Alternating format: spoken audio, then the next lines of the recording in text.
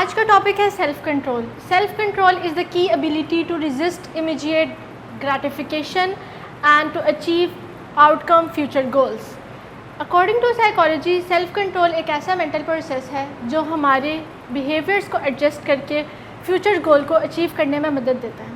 Self control important क्यों है? What is the importance of self control? Self control is important for many reasons. Self control इंसान के temptation को resist करने, behaviour को adjust करने और हेल्थियर चॉइसेस के इंतखाबात में मदद देता है। सेल्फ कंट्रोल उन लोगों के लिए बहुत इंपॉर्टेंट है जो कि ड्रग एडिक्शन से स्ट्रगल कर रहे होते हैं। Self control is very important and fundamental in the recovery of addiction. Addiction involves repetitive and compulsive use of the substance despite its dire consequences. The question is that why the people don't stop it? Why the people do it again and again despite its negative consequences? There are the two possibilities. The first one is total loss of control on the behavior, and the second one is decreased ability to manage craving that give them pleasure. नशे के अफराद को ऐसा लगता है कि वो अपने बिहेवियर को मैनेज नहीं कर रहे, अपने आप को कंट्रोल नहीं कर पा रहे, उनका अपने ऊपर कंट्रोल ही नहीं है। ऐसी सूरत हाल में उनको दो चीज़ों की ज़रूरत होती है। उनको एक ग्रेटर पावर की ज़रूरत होती है, that include divine intervention and the medical intervention, and the second one is decrease ability to control craving. ऐसे अफराद को जिनको लगता है कि उनको क्रेविंग से मिलने वाले प्लेयर्स को कंट्रोल नहीं कर पाएंगे, दैट्स कॉल्ड इम्पेयर्ड कंट्रोल। उनको ऐसा लगता है कि हम उसको कंट्रोल नहीं कर पाएंगे। ऐसी सूरत हाल में उनको प्रोफेशनल असिस्टेंस की ज़रूरत होती है।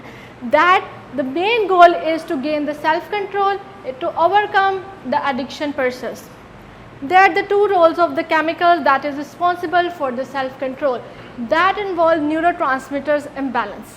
The first one is dopamine. That called reward center, and the next one is serotonin that is responsible for the satisfaction and the pleasure. जब हम कोई एफर्ट करके किसी सक्सेस को अचीव करते हैं तो हमें एक सेटिस्फेक्शन मिलती है, लेकिन ड्रग जो है वो बहुत ही पावरफुल केमिकल है। उससे मिलने वाली सेटिस्फेक्शन जो होती है वो बहुत इमीडिएट होती है और हमें इमीडिएटली रिलीफ देती है, लेकिन उससे मिलने वाली satisfaction with in a seconds होती है या जस्ट फॉर अ वाइल होती है, जो हमारे डोपामिन और सेरोटोनिन को आर्टिफिशियली रेज कर देती है। इसके नतीजे में हमें दोबारा से क्रेविंग्स होती है और हमें वो दोबारा से याद आता है उसकी क्रेविंग्स। नशे को हम रोक सकते हैं, हमारा सेल्फ कंट्रोल उस पर हो सकता है, जबकि उसके कॉन्सिक्वेंसेस बहुत जल्द और बहुत सवेयर हो। कुछ लोग को ऐसा लगता है कि वो नशा कर रहे हैं लेकिन वो कंट्रोल नहीं कर पा रहे। अब एक दफ़ा कोई सिगरेट पीता है, फ़ौरन तो उसकी डेथ नहीं हो जाती, या कोई बियर पी रहा है तो उसी वक्त उसका लीवर तो नहीं ख़राब हो जाता। जब आफ्टर अ डिस्टेंट फ्यूचर उनको नेगेटिव कॉन्सिक्वेंसेस दिखते हैं तो तब उनको लगता है कि हमारा अपने ऊपर कंट्रोल बिल्कुल भी नहीं है। नशे का मरीज़ अपने माइंड में फ्यूचर कॉन्सिक्वेंसेस को रखते हुए अपने सेल्फ कंट्रोल की सलाहियत को बढ़ा सकते हैं। There are the many ways to cope with the addiction through self control. हमारा डोपामीन और सेरोटोनिन जो है वो ड्रग्स की वजह से आर्टिफिशियली रेज हो जाते हैं। जब हम हेल्दियर वेज में अपने आप को किसी एक्टिविटीज़ में इन्वॉल्व करते हैं तो हमारे जो डोपामीन और सेरोटोनिन का लेवल होता है वो एक नेचुरल वे में बढ़ता है। इस वजह से हम अपने सेल्फ कंट्रोल की सलाहियत को बढ़ा सकते हैं और एडिक्शन से कंट्रोल हो सकते हैं।